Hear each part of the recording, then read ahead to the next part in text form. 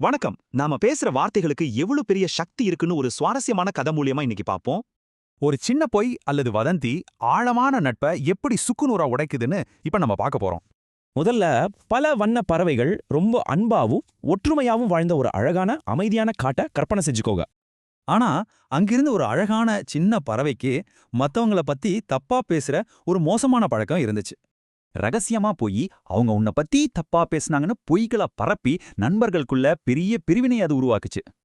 இந்த விஷ வார்த்தைகள் காத்துல பரவுற தீ மாதிரி பரவி அந்த பறவைகளோட அழகிய ஒற்றுமைய மொத்தமா சீரழிக்க ஆரம்பிச்சது.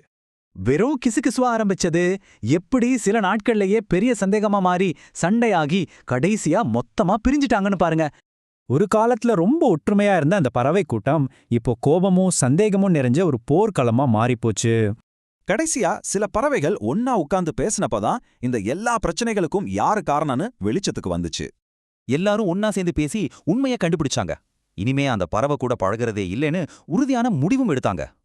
எல்லா பறவைகளும் ஒன்னா பறந்து போயிட புறம் பேசின அந்த பறவை மட்டும் ஒரு காலியான கிளையில அனாதையா நிக்க வேண்டியதாயிடுச்சு.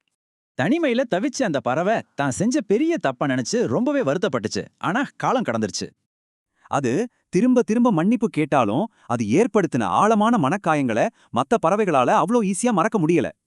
நல்ல வார்த்தைகள் எப்பவும் உறவுகளை உருவாக்கும். ஆனா புறம் பேசுறது உறவுகளை அழிச்சு கடைசியில நம்மளே தனிமையில தள்ளிடும். இப்போ நீங்க யோசிச்சு பாருங்க, உங்க வார்த்தைகளை மக்களை இணைக்க பயன்படுத்துறீங்களா இல்ல பிரிக்க பயன்படுத்துறீங்களான்னு. முடிவு உங்க கையில.